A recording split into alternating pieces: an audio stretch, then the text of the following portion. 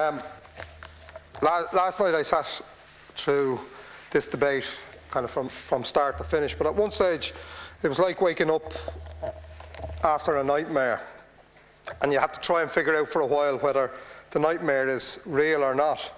And I had one of those moments last night when I had Brian Hayes, Minister of State Brian Hayes, quoting the democratic programme at Sinn Féin.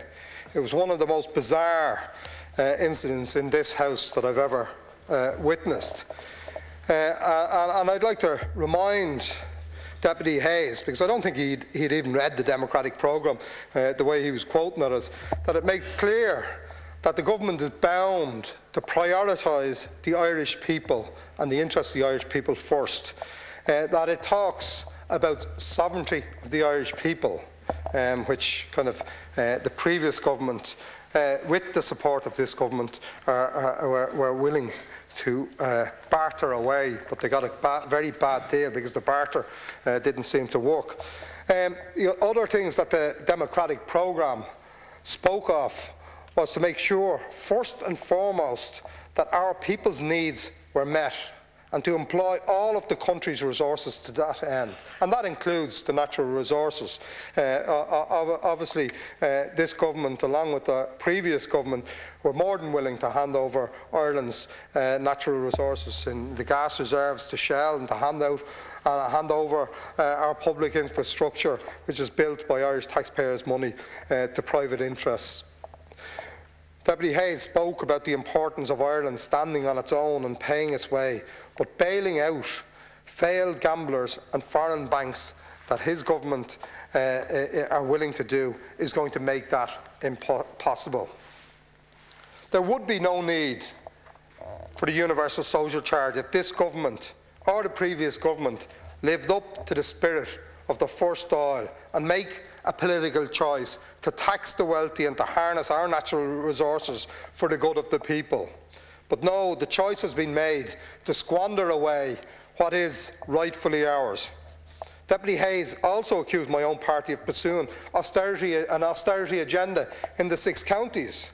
Again, a gross misrepresentation of the truth and a gross misrepresentation of the reality of British rule. And that's one of the other parts of the nightmare, is that I had Deputy Hayes lecturing Sinn Féin about the realities in the north.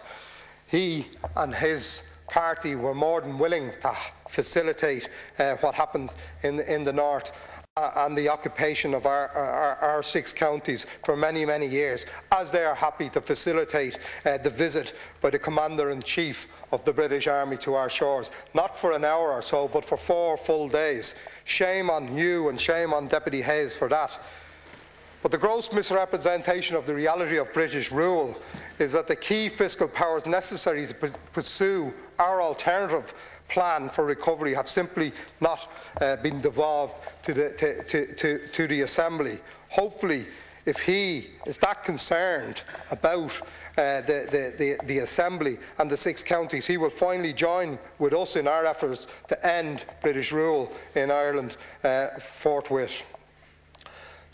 Deputy Paschal Donohoe then followed as part of that nightmare I had last night, where he tried to poke a hole in our proposals, claiming initially that our figures included a black hole.